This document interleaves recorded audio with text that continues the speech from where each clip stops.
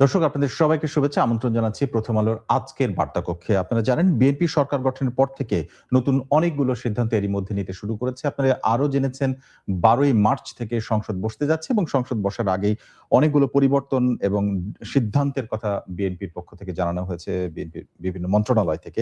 আইন শৃঙ্খলা পরিস্থিতি, প্রশাসনিক পরিবর্তন এবং নির্বাচনী প্রতিশ্রুতি অনুযায়ী যে ফ্যামিলি কার্ড বা কৃষক কার্ডের কথা বলা হয়েছিল সেটির ব্যাপারেও পদক্ষেপ নেওয়া হচ্ছে। এই সবকিছু মিলে অর্থনৈতিক যে ঝুঁকি আছে সেটি আসলে আদৌ কাটিয়ে ওঠা সম্ভব হবে কিনা বা কত দ্রুত সম্ভব হবে। এক্ষেত্রে সংসদে বসার আগে সরকার আসলে কোন বিষয়গুলোকে অগ্রাধিকার দিচ্ছে? সেটি আমাদের আজকের আলোচনার বিষয়ে আমন্ত্রণ জানিয়েছি অর্থনীতিবিদ, শিক্ষক, গবেষক এবং লেখক ডক্টর সেলিম জাহানকে। আর আপনাদের সঙ্গে থাকছে আজকের বার্তা কক্ষে আমি শামসুজ্জোহা।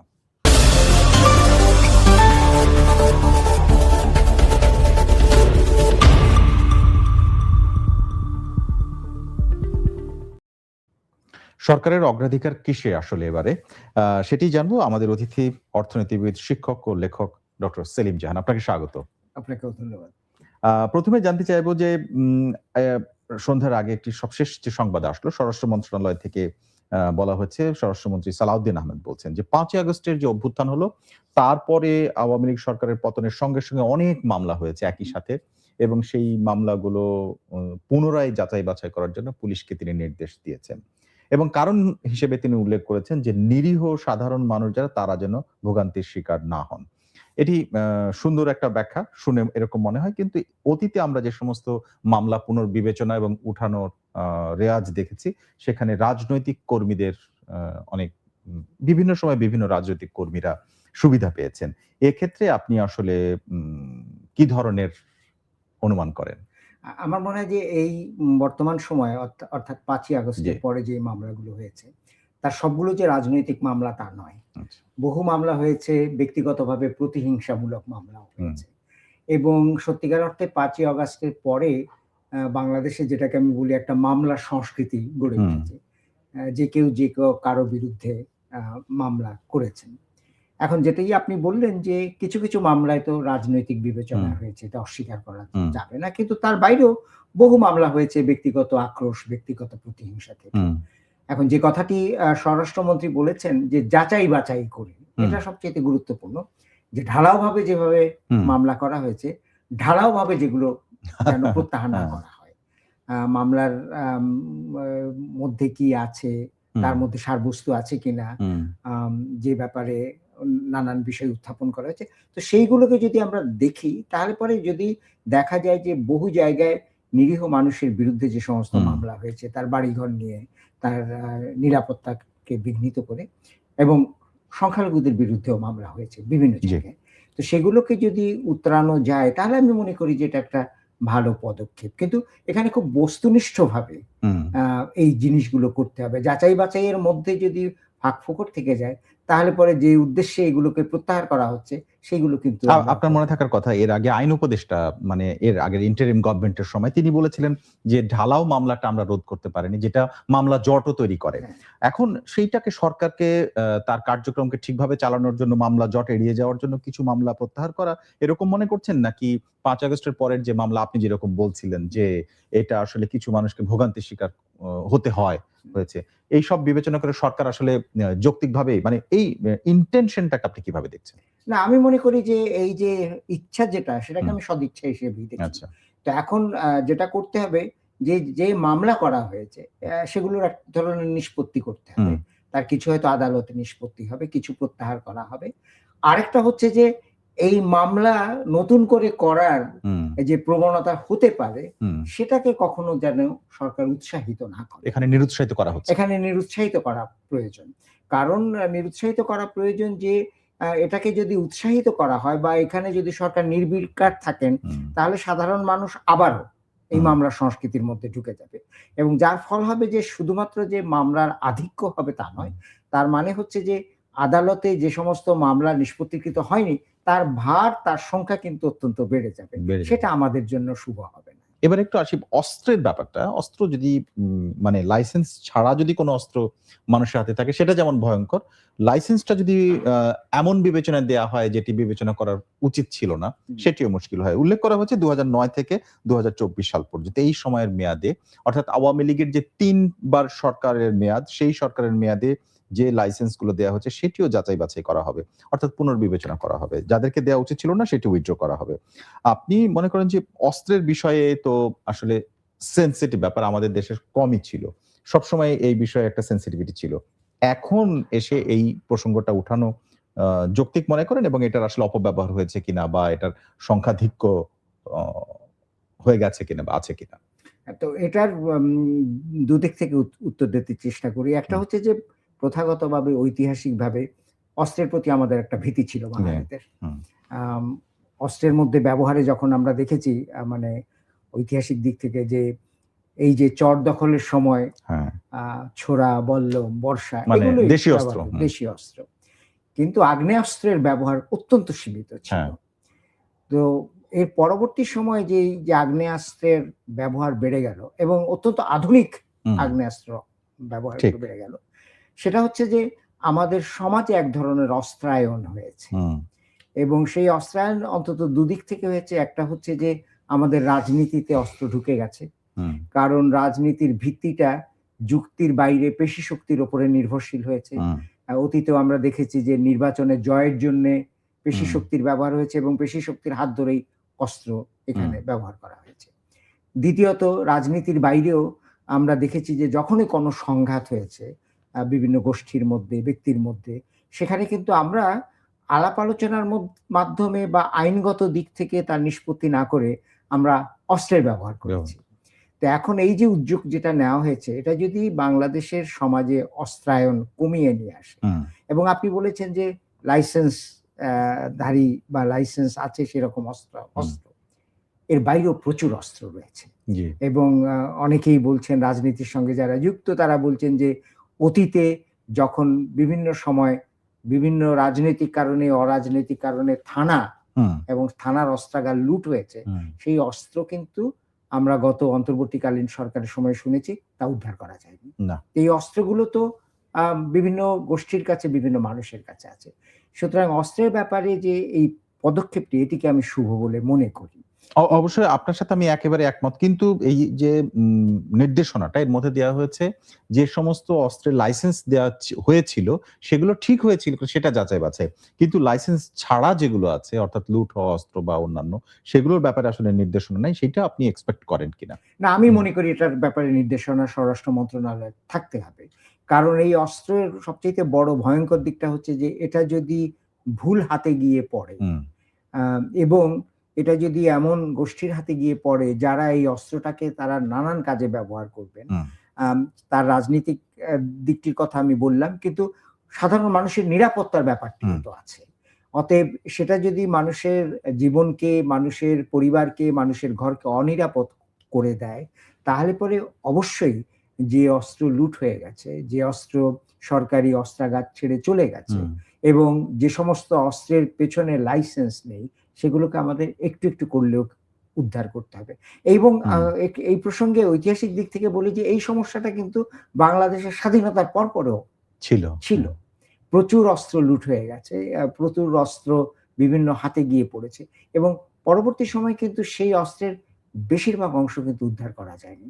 হুম। সেই অস্ত্রেরই ধারাবাহিকতায় কিন্তু সেই অস্ত্রগুলো পরবর্তীকালে ব্যবহৃত হয়েছে এবং তার সঙ্গে নতুন অস্ত্র যোগ যোগ হয়েছে। হয়েছে। আ এবারে একটু আসি যে আমরা গত প্রায় ১৮ মাসের যে সরকার দেখলাম অন্তর্বর্তী সরকার সেই সময়ে বাংলাদেশের অন্য সময়ে যে সংস্কৃতি তার থেকে একটি বিষয় আলাদা ছিল সেটি হচ্ছে আমরা মবের সাথে পরিচিত হলাম। খুব হুম, মব যদিও বাংলাদেশে ছিল বলা হয়ে থাকে কিন্তু এই পরিমাণ এবং এত বেশি আমরা দেখিনি। মবের ফলে হত্যাকাণ্ড ঘটেছে। স্বরাষ্ট্রমন্ত্রী বলছেন এসেই ১ম এ একটা আভাস দিয়েছেন যে মবের দিন শেষ। হুম, এই যে বক্তব্যটা এটার মধ্যে দিয়ে অনুমান করা যায় যে এক ধরনের হুঁশিয়ারি বা এটাকে ইতিবাচকভাবে দেখা। কিন্তু বক্তব্য দিয়েই আসলে এটা শেষ করা যায় কিনা? ইমিডিয়েট আ কি পদক্ষেপ আপনি প্রত্যাশা করেন? আমার মনে হয় যে বক্তব্য তো হচ্ছে আমরা এক ধরনের হুঁশিয়ারি হ্যাঁ, আমরা হ্যাঁ, জানালাম। কিন্তু মানুষ আম নিশ্চিতভাবে প্রত্যাশা করবে যে এই বক্তব্যকে অনুসরণ করে হ্যাঁ। সেখানে ব্যবস্থা গ্রহণ করা হবে। আমি একটা উদাহরণ দিই যে বোধহয় ৩-৪ দিন আগে আম দেখা গেল যে কুয়াকাটায় আম স্বেচ্ছাসেবক দলের একজন প্রাক্তন সদস্য কোনো একটা দোকানে গিয়ে চাঁদা চেয়েছেন এবং চাঁদা চাওয়ার পরে, চাঁদা না দেওয়ার পরে দোকানে ভাঙচুর করেছেন। তো এটা এ সামাজিক যোগাযোগ মাধ্যমে এসছে। তা আমি অপেক্ষা করছিলাম যে কত তাড়াতাড়ি এটার হুম, ব্যাপারে ব্যবস্থা করা হয়। দেখলাম যে পরের দিন সকালেই তাকে গ্রেপ্তার করা হয়েছে। হুম, তো এখন এই ব্যবস্থা গ্রহণের ক্ষেত্রে এখন সুবিধাটা হচ্ছে যে যখনই কোনো মব হয়, যখনই এই জাতীয় সন্ত্রাস হয়, হুম, সেটা কিন্তু অতি দ্রুত প্রচার মাধ্যমে চলে চলে আসে, আসে। সামাজিক প্রচার মাধ্যমে। তো সেটা আসলে পরে যদি স্বরাষ্ট্র মন্ত্রণালয় এই দিকটায় নজর রাখে হুম, এবং নজর রাখলে পরে কিন্তু এরকম যদি ৫ টা, ৭ টা, ১০ টা ঘটনার উদাহরণ। যদি হুম, উদাহরণ বা ঘটনার যদি প্রতিহত করা হয়, তার শাস্তি হয়, তখন কিন্তু এটার একটা বার্তা যারা মব হুম। তৈরি করেন তাদের কাছে পৌঁছে যাবে যে মব আর গ্রহণযোগ্য নয়। আ বা সেই মব করলে আসলে ব্যবস্থা নেওয়া হচ্ছে। ব্যবস্থা নেওয়া হবে। কিন্তু হুম, সেই সঙ্গে, সঙ্গে আমি এটাও বলি যে অনেক সময় অন্তর্বর্তীকালীন সরকারের সময় অনেকেই কিন্তু অভিযোগ করেছেন যে সেই সরকারের সঙ্গে যে যারা সংযুক্ত হুম। ছিলেন, সম্পৃক্ত ছিলেন, বহু ক্ষেত্রে মব তারাই তৈরি করেছেন। হ্যাঁ। এটাও কিন্তু এসছে। আমি ঠিক এই জায়গাটায় আমার একটা সম্পূরক প্রশ্ন ছিল। এটা সহ যদি উত্তর দেন ভালো হয় হ্যাঁ, আমার নিশ্চয়ই। মনে হয়। আপনি প্রশ্ন প্রশ্নটা করুন। এরকম যে আপনি জড়িত ছিলেন। আমার প্রশ্নটা তার থেকে আরেকটা পিছিয়ে। কারণ আমি এরকম প্রশ্ন এনেছি যে ১৮ মাসে কোন সতর্কবাণী শোনা যায়নি। নিশ্চয়ই, এক ধরনের তাদের দিক থেকে নীরবতা পাওয়া নিশ্চয়ই। দেখেছি আমরা। যেটি এবারে দেখলাম যে মন্ত্রণালয় থেকে সরাসরি বলা হচ্ছে মবের দিন শেষ। হুম। তো এইটা এক ধরনের প্রশ্রয় ছিল কিনা? অন্তত এই অভিযোগটা আনা যায়। হ্যাঁ, নিশ্চয়ই। এটা তো এক ধরনের প্রশ্রয় ছিল। হুম, আমরা কখনোই এই মবের বিরুদ্ধে একেবারে ঊর্ধ্বতম হুম, পর্যায় থেকে কোনো কিছু শুনিনি।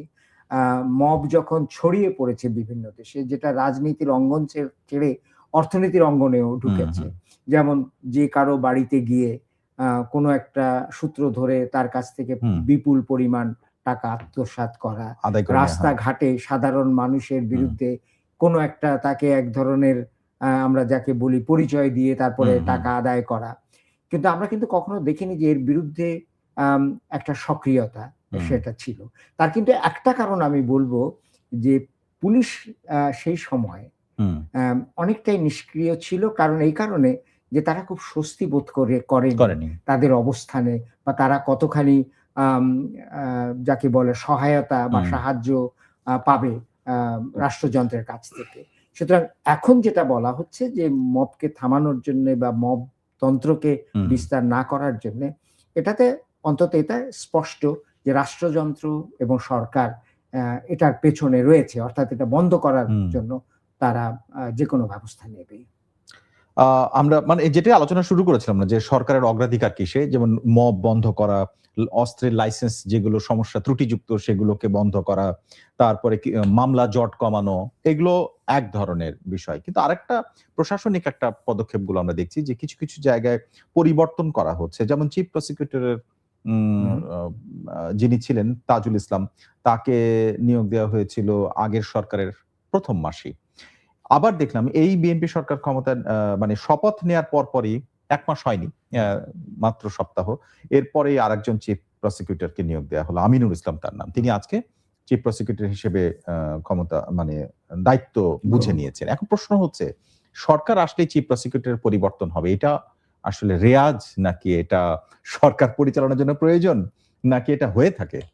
না, এখন কথাটা হচ্ছে যে আম যিনি চিফ প্রসিকিউটর আসবেন, হুম, তার নিরপেক্ষতা, তার বস্তুনিষ্ঠতায় আ কতখানি আম আস্থা রাখা যায়। হুম, আপনি যার কথা আগে উল্লেখ করলেন, হুম, তাজুল ইসলাম, তিনি কিন্তু প্রশ্নবিদ্ধ ছিলেন ১ম থেকেই। হুম, কারণ তিনি তার আগে হুম, অ্যা আম যখন পূর্ববর্তী সরকার বিভিন্ন সময় মামলা হুম। করেছেন, তখন কিন্তু তিনি বিপক্ষ দলের আ আইনজীবী ছিলেন। আইনজীবী ছিলেন। তো সুতরাং এবার এসে হুম, যে পরিবর্তিত অবস্থায় তিনি যখন আবার ওই সরকারের বিরুদ্ধেই আইনজীবী হয়ে অবতীর্ণ হন, তখন কিন্তু তার ভূমিকাটা প্রশ্নবিদ্ধ হয়। হুম। এবং এই প্রশ্ন উঠেছিল। এই প্রশ্ন হুম, উঠেছিল। হুম, তো এখন কথাটা হচ্ছে যে, যেকোনো সরকার আসলে পরে কিছু, কিছু জায়গায় পরিবর্তন হবেই। এটা হুম, সব দেশেই হয়। হুম, এবং অনেক সময় পূর্ববর্তী সরকারের বহু প্রশাসনিক ব্যক্তিবর্গকে সরিয়ে দিয়ে সেখানে নতুন সরকার নতুন ব্যক্তিবর্গকে নিয়োগ করেন। সেটার একটা ব্যাপার হচ্ছে যে যারা প্রশাসনিক দায়িত্বে আসবেন তার প্রতি নতুন সরকারের একটা আস্থা থাকতে হবে। আর দ্বিতীয়ত হচ্ছে যে নতুন সরকার ওই সমস্ত ব্যক্তিবর্গের সঙ্গে এক ধরনের স্বাচ্ছন্দ্য বোধ করবেন তাদের প্রশাসনিক কাজকর্মে। আর তৃতীয়ত হচ্ছে যে প্রশ্নবিদ্ধ যতক্ষণ যদি কোনো মানুষ না হয় এবং তিনি যদি বস্তুনিষ্ঠভাবে বাস্তববাদী একটা মনোভাব নিয়ে এগোন, তাহলে অসুবিধার কিছু নেই। এখন পর্যন্ত আমি জানি যে এই বর্তমান চিফ প্রসিকিউটরের বিরুদ্ধে এখন পর্যন্ত আমি কিছু শুনিনি। হ্যাঁ, সেই আপনি যেটি বলছিলেন সেটি উঠেছিল সেই ধরনের অভিযোগ। আপনার কি মনে হয় যে ওই অভিযোগগুলোকে আমলে নিয়েই সরকার নিল? নাকি এই পরিবর্তনটা করল? নাকি সরকারের পরিবর্তনের কারণ নিজেদের পছন্দ মতো লোক থাকলে কাজ করতে সুবিধা হয়? না, সেটা তো সেরকম? একসময় আছেই যে যেকোনো সরকারি ধরুন প্রশাসনিক ব্যাপারে এমন সব লোককে নেবেন আ যাদের উপরে তার আস্থা আছে, যাদের পূর্ব ইতিহাস তারা জানেন এবং যাদের সঙ্গে কাজ করতে তারা স্বাচ্ছন্দ্য বোধ করেন। এটা হবেই। এটা বিভিন্ন জায়গায় হবে। কিন্তু কথা হচ্ছে যে নতুন করে যখন এই প্রশাসনিক দায়িত্ব যখন দেওয়া হয়, খেয়াল রাখতে হবে যে কোনো একটা বিশেষ লক্ষ্য চরিতার্থ করার জন্যে, যেটা ঠিক বস্তুনিষ্ঠ লক্ষ্য নয়, সেটা চরিতার্থ করার জন্য যদি নিয়োগ দেওয়া হয়, তখন সেই নিয়োগটা কিন্তু প্রশ্নবিদ্ধ হয়। এবারে আসি সিটি কর্পোরেশন গুলোর ইস্যুতে। সিটি কর্পোরেশনের ক্ষেত্রে আমাদের চোখের সামনে থাকে যে আমরা তো একটা শব্দ নিয়ে আসছি যে নগর পিতা এবং এটি ভোটের মাধ্যমে নির্বাচিত হন। তো বিএনপির সামনে তো সেই অপশন ছিল বা আছে এখনো যে নির্বাচন হবে, নির্বাচনে আ যিনি ভোটে জয়ী হবেন তিনি সিটি কর্পোরেশনের মেয়র হবেন। কিন্তু ৬ টি সিটি কর্পোরেশনে ঢাকা উত্তর দক্ষিণের মধ্যে যুক্ত আছে। ঢাকা উত্তর দক্ষিণ সিলেট, খুলনা এরকম মোট ৬ টি সিটি কর্পোরেশনে ৬ জন প্রশাসক নিয়োগ দেওয়া হয়েছে। তারা ৬ জনই বিএনপির পদে থাকা নেতা এবং তাদের মধ্যে ২ জন আবার এই সদ্য হয়ে যাওয়া নির্বাচনে অংশগ্রহণ করেছিলেন। আমার প্রশ্ন হচ্ছে যে এটা আপনার কাছে মনে হয় কিনা যে আমরা ঠিক প্রশাসক নিয়োগ দেখিনি এর আগে দলীয়করণের বা দল থেকে কাউকে ভোটে নির্বাচনে অংশগ্রহণ করাতে দেখেছি। এটা আসলে নতুন কিনা? আমি মনে করি যে এটা একটা অন্তর্বর্তীকালীন ব্যবস্থা। আচ্ছা। কারণ আমরা প্রত্যেকেই দেখছি যে আগামীতে স্থানীয় সরকার নির্বাচন হবে। যার মধ্যে মেয়র নির্বাচনও হবে। ইতিমধ্যেই বহু রাজনৈতিক ব্যক্তিত্ব তারা ঘোষণা করেছেন যে তারা সেই মেয়র নির্বাচনে অংশগ্রহণ করবেন। অতএব প্রশাসক নিয়োগ যেটা, সেটা আমি মনে করি যে এই স্থানীয় সরকার বা বিশেষত পৌরসভার কাজগুলোকে তার ধারাবাহিকতা রক্ষার জন্য প্রয়োজন। কারণ কথাটা হচ্ছে যে প্রশাসক যদি না থাকে বর্তমান অবস্থাতে কোনো পৌরসভাতে, তাহলে পৌরসভার কিন্তু তাৎক্ষণিক বহু কাজ রয়েছে। সেটা রাস্তাঘাট বানানো সেই রকম নয়। যেমন বর্জ্য পদার্থের নিষ্কাশন, আইন শৃঙ্খলা রক্ষা করা, অন্যান্য সামাজিক সেবা, মশা মারার জন্যও তো মশা মারার জন্য, হ্যাঁ নিশ্চয়ই। তো এই কাজের জন্য প্রশাসক নিয়োগ করা যেতে পারে। এখন প্রশ্নটা যেটা আপনি করেছেন যে প্রশাসক নিয়োগটা সম্পূর্ণভাবে দল থেকে কেন করা হলো এবং এটা কি অন্য জায়গা থেকে বা সাধারণ আমাদের যেটা প্রশাসন সেই কাঠামো থেকে নেওয়া যেত কিনা। তো এখন সেখানে আমার উত্তরটা হচ্ছে যে এখান থেকে দল থেকে নেওয়া হয়েছে হয়তো এই কারণে যে আবারও ওই স্বাচ্ছন্দ্যের ব্যাপারটা আছে, আস্থার ব্যাপারটা আছে। তাছাড়া যাদেরকে আপনি দেখবেন যে প্রশাসক হিসেবে নিয়োগ দেওয়া হয়েছে, তাদেরকে এক ধরনের পুরস্কৃত করারও ব্যাপার আছে। আচ্ছা। কারণ হচ্ছে যে যেটা আপনি বলেছেন যে ২-১ জন নির্বাচন করেছেন কিন্তু নির্বাচনে জয়ী হতে পারেননি। তো তাদেরকে একটা পুরস্কার দেওয়া এবং তাদেরকে জনসমক্ষে এক ধরনের পরিচিতি দেওয়া। ধরুন ঢাকা দক্ষিণ বা ঢাকা উত্তরে যিনি প্রশাসক হবেন তিনি তো একটা পরিচিতি পাবেন জনগণের সঙ্গে, যেটা হয়তো পরবর্তীতে তার নির্বাচনে সাহায্য করতে পারে। তো সেই কারণটি হয়তো থাকতে পারে। মানে রাজনৈতিক অনেক টেকনিক ব্যাপার থাকে। হ্যাঁ নিশ্চয়ই, রাজনৈতিক একটা সমঝোতার ব্যাপার আছে, রাজনৈতিক উপকরণ, রাজনৈতিক প্রক্রিয়া, রাজনৈতিক বিবেচনা বহু কিছুই থাকে। আর একটি দলের উপরে তো এই জাতীয় ব্যক্তিবর্গের বা ব্যক্তিত্বের এক ধরনের প্রত্যাশাও থাকে। তো সবটা মিলিয়ে এখন ১২ই মার্চ যেটি বলা হয়েছে যে সংসদ বসতে যাচ্ছে, ১২ই মার্চ এখন খুব বেশি দেরি নেই, খুবই কাছাকাছি সময়। এর আগে শপথ নেয়ার পর থেকে ১২ই মার্চ পর্যন্ত যে সময়টা, এই সময়ের মধ্যে আমরা বিএনপিকে প্রোঅ্যাক্টিভ হয়ে অনেকগুলো আমরা এখন পর্যন্ত যে আলোচনাগুলো করলাম এগুলো কিন্তু অনেকগুলো জনসম্পৃক্ত সিদ্ধান্ত নেওয়া হয়েছে। এখন বিষয়টা হচ্ছে যে এই সিদ্ধান্তগুলো এত দ্রুত সময়ের মধ্যে নেই, এটা কি আপনার কাছে মনে হয় যে তারেক রহমান অনেকটা হোমওয়ার্ক করে সরকারে বসেছেন? হ্যাঁ, এটা ভালো প্রশ্ন। কিন্তু আপনার হয়তো মনে থাকতে পারে যে আম তিনি ঢাকায় এসেই ১ম যে কথাটি বলেছিলেন যে, "আমার একটি পরিকল্পনা আছে।" হ্যাঁ। তো আমি মনে করি যে যিনি রাষ্ট্রভার আ গ্রহণ করতে যাচ্ছেন, তার পেছনে তো এক ধরনের পরিকল্পনা থাকতে হবেই। কি হুম, তিনি করতে চান, কতটা সময়ের হুম, মধ্যে তিনি করতে চান, কোন দিকে দেশকে নিয়ে যেতে চান। সুতরাং যদি কেউ মনে করে থাকে যে এটা খুব দ্রুততম সময়ের মধ্যে হচ্ছে, আমি মনে করি যে একটা শ্লথ গতিতে আগানোর চাইতে দ্রুততম সময়ের মধ্যে হলে পরে এক রাজনৈতিক দিক থেকে তিনি অনেক ইতিবাচক সাড়া পাবেন। কারণ আচ্ছা। মানুষ মনে করবে যে সরকার নানান বিষয়ে বিভিন্ন রকমের ব্যবস্থা গ্রহণ করছে। হুম, আ কিন্তু আ এই মানে ব্যবস্থাগুলো গ্রহণ করার সঙ্গে, সঙ্গে এগুলোকে বাস্তবায়নের জন্যে হুম। কথা বলাটা এক আর বাস্তবায়ন করাটা ভিন্ন। এটা করে দেখানো। হ্যাঁ, যদি বাস্তবায়ন করা যায় শপথ গ্রহণ থেকে আম আমাদের সংসদ বসার জি। মধ্যে, তাহলে পরে কিন্তু এক ধরনের আস্থা সৃষ্টি হবে এবং এই সমস্ত বিষয়গুলোর ব্যাপারে জনগণের কাছে একটা মনে হবে যে আম সরকার ব্যবস্থা গ্রহণ করছে। যে ব্যাপারে এ ব্যাপারে আমি আপনাকে একটু বলি, যে হুম, ব্যাপারে হয়তো মানুষ এখনো ভাবছে যে এখন পর্যন্ত তেমন কোনো ব্যবস্থা নেই, সেটা হচ্ছে মূল্যবৃদ্ধি। হ্যাঁ। এবং মূল্য কিন্তু নতুন সরকার গঠনের পরে হয়নি। তার সঙ্গে যোগ হয়েছে রমজান। রমজান, রমজানের হ্যাঁ। সময়, হুম। রোজার সময় এমনিতেই একটু সম্পূর্ণ বাড়ে। হুম, বাড়ে। তো এখন এই ক্ষেত্রেও যদি সরকার এই সময় অর্থাৎ বর্তমান থেকে আম সংসদ বসার আগে কিছু ব্যবস্থা গ্রহণ করেন, যাতে মূল্য যদি ১% ২% কমে আসে, সেটাও কিন্তু এক ধরনের ইতিবাচক আপনি বার্তা দেবে। মূল্যের প্রসঙ্গ আনলেন। আমি পুরো অর্থনৈতিক জীবন নিয়ে মানুষ। আপনি নিজে অর্থনীতির মানুষ। আপনি নিজেই বলতে পারেন। আমার প্রশ্নটা এরকম জানতে ইচ্ছে করে যে ফ্যামিলি কার্ডের কথা বলা হয়েছে।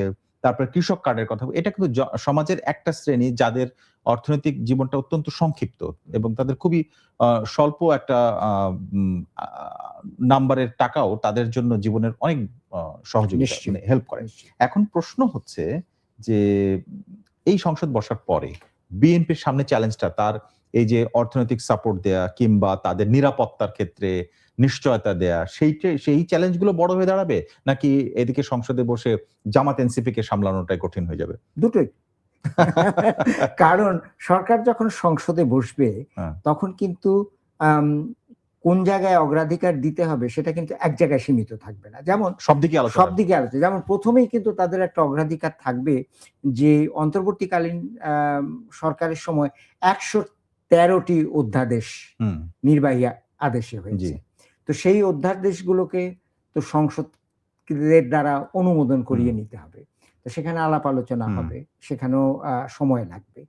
দ্বিতীয়ত হচ্ছে যে কতগুলো বিষয় কিন্তু প্রশ্ন তুলবে বিরোধী হুম, দল। এই যে আমরা বলছি যে জুলাই সনদ, এই যে হাঁ ভোট হুম, এবং এই যে ২ জায়গায় শপথ গ্রহণ করা হুম, সংসদের জন্য এবং একটা সংবিধান হুম, সংস্কারের হুম, জন্য সেই প্রশ্নগুলো উঠবে, সেগুলোর নিষ্পত্তি করতে হবে। আর তৃতীয় যে কথাটি অর্থনৈতিক দিক থেকে হুম, যেটা বললেন, আম ফ্যামিলি কার্ড যেটা বা কৃষক কার্ড হুম। যেটা, এটা কিন্তু আম বিএনপির নির্বাচনের ইশতেহারের একটি বিশেষ হ্যাঁ, তারা অংশ। অনেকবার বলেছেন। অনেকবার বলেছে এবং প্রধানমন্ত্রী কিন্তু তার নির্বাচনী সফরের সময়ও এটা বারবার বারবার উল্লেখ উল্লেখ করেছেন। করেছেন। এখন ফ্যামিলি কার্ডটাকে আমি এইভাবে দেখি যে আসলে এটা তো একটা সামাজিক সুরক্ষার হুম, একটা উপকরণ জি, এবং সামাজিক সুরক্ষার প্রয়োজন বর্তমান সময়ে অত্যন্ত বেশি। আপনাকে মনে রাখতে হবে যে গত ৩ বছরে দারিদ্র্যের আপাতন ১৮% থেকে ২১% হুম, বেড়েছে।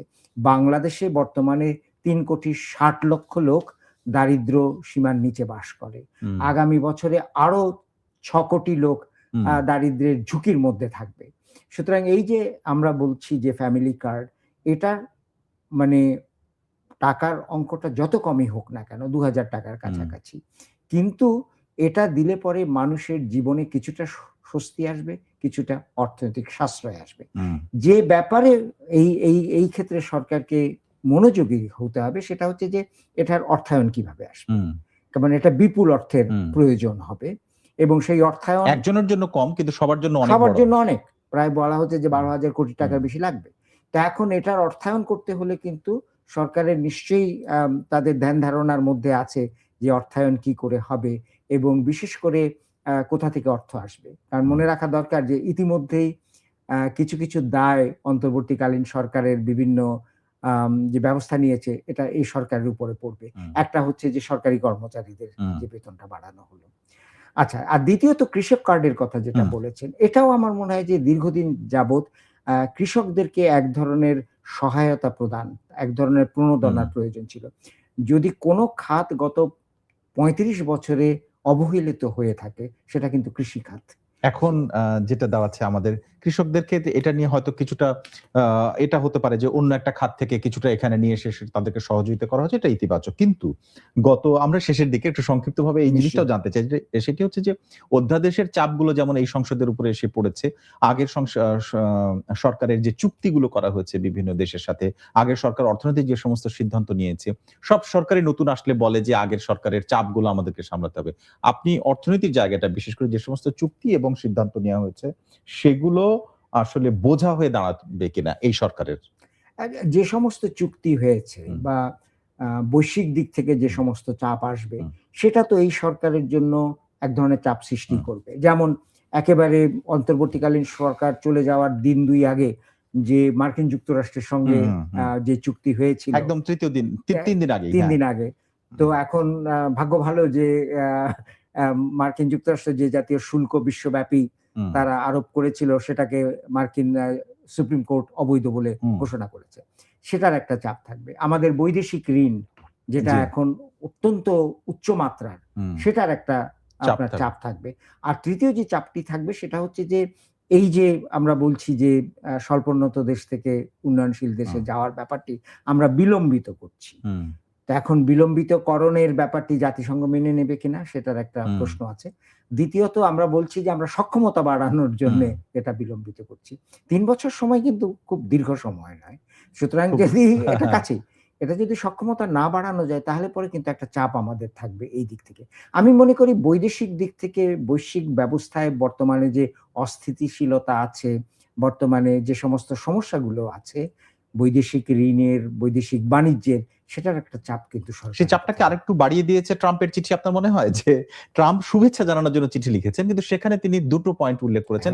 এক হচ্ছে এই যে চুক্তিগুলো করা হয়েছে সেইটা বাস্তবায়নের জন্য, আরেকটা হচ্ছে নতুন করে চুক্তি করার জন্য। এটা কি মানে একটু মনে করিয়ে দেয়া শুভেচ্ছার আড়ালে?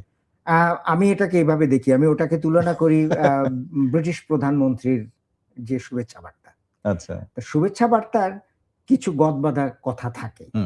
গদবাঁধা কথার মধ্যে যে আপনাকে অভিনন্দন জানাচ্ছি, আপনার সরকারের জন্য শুভকামনা থাকলো। আমাদের দুদেশের মধ্যে যে সমস্ত সম্পর্ক আছে সেটাকে উত্তরোত্তর বাড়িয়ে দেওয়ার ব্যাপারে আমরা সবাই বলেন। তো ট্রাম্পের পুরো চিঠির আমি দ্বিতীয় অনুচ্ছেদের দিকে যেটার প্রতি আপনি ইঙ্গিত করেছেন, সেখানে কিন্তু এক ধরনের প্রচ্ছন্ন হুমকি আছে। প্রচ্ছন্ন হুমকি আছে যে আমি আশা করি যে অর্থনৈতিক চুক্তি আছে সেটা বাস্তবায়ন করা হবে। সেই সঙ্গে আরেকটি লাইন আছে যে আমাদের চলমান প্রতিরক্ষা চুক্তি। এখন আমরা ঠিক জানি না এই প্রতিরক্ষা চুক্তি কি এবং আসলে কি আছে এবং ওই প্রতিরক্ষা চুক্তির জন্য যে সমস্ত সমরাস্ত্র ক্রয়ের ব্যাপারটি আছে সেটা আসবে। আমি মনে করি এটা এক ধরনের হুমকি, প্রচ্ছন্ন হুমকি যে এই ব্যাপারটিও আপনাকে দেখতে হবে। আর তৃতীয় অনুচ্ছেদে একটা লাইন আছে যেটাকে আমি অশোভন মনে করি এবং সেখানে বলা হচ্ছে যে অমুক বাংলাদেশে, নাম ধরেই বলেছেন, যুক্তরাষ্ট্রের রাষ্ট্রদূত এবং আমার প্রতিনিধি, এবং তিনি আপনাকে সাহায্য করার জন্য সর্বদা প্রস্তুত আছেন। কোন রাষ্ট্রপ্রধান আরেকজন রাষ্ট্রপ্রধানকে বা সরকার প্রধানকে যখন শুভেচ্ছা বার্তা জানায় তখন এই জাতীয় কথা উল্লেখ করে না, যেখানে বলা হচ্ছে যে অমুক আমার লোক আপনার দেশে, আপনার প্রয়োজন হলে তার সঙ্গে যোগাযোগ করবেন। এটা আমার মনে হয় ঠিক গ্রহণযোগ্য নয় রাজনৈতিক এবং কূটনৈতিক শিষ্টাচারের দিক থেকে। কিন্তু সেটা ঘটেছে। অনেক ধন্যবাদ আপনাকে। আমরা একেবারেই আলোচনা শেষ প্রান্তে, সব শেষে একটা প্রসঙ্গে আপনি দেখে থাকবেন। মির্জা ফখরুল ইসলাম আলমগীরকে জিজ্ঞেস করা হয়েছিল যে আওয়ামী লীগের বিভিন্ন জায়গায় যে তাদের কার্যালয় সেটা খুলে তারা স্লোগান দিচ্ছে বা এই ধরনের ঘটনা ঘটছে, আপনি এটা নিয়ে কোনো মতামত দিবেন কিনা। তিনি বলেছেন এটি আমরা প্রত্যাশা করি না, আইনগতভাবেই দেখা উচিত, তবে দেখা যাক কি হয়, এরকম বলেছেন। এটি কোনো কিছু ইঙ্গিত কিনা?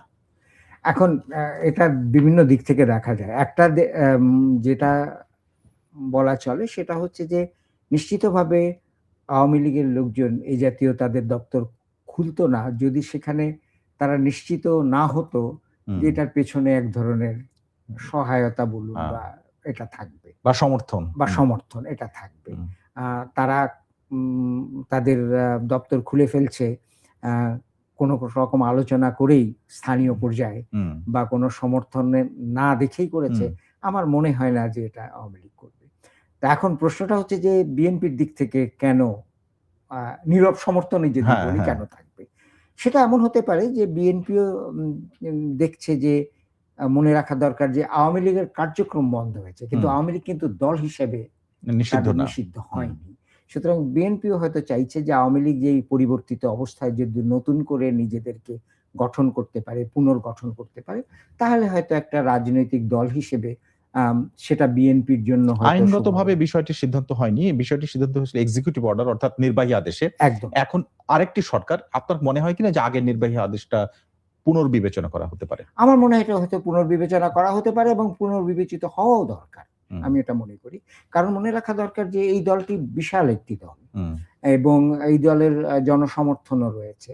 সুতরাং এটা নিশ্চয়ই বিএনপি তার রাজনৈতিক দৃষ্টিকোণ থেকেও বিবেচনা করবে এবং সেই সঙ্গে, সঙ্গে হয়তো এই জাতীয় একটা ইতিবাচক ব্যাপার ঘটলে বাংলাদেশের রাজনীতিতে এক হুম, ধরনের ভারসাম্যরও তৈরি তৈরি হতে হতে পারে। পারে। অনেক ধন্যবাদ আপনাকে আজকে আমাদের সাথে যোগ দেওয়ার জন্য।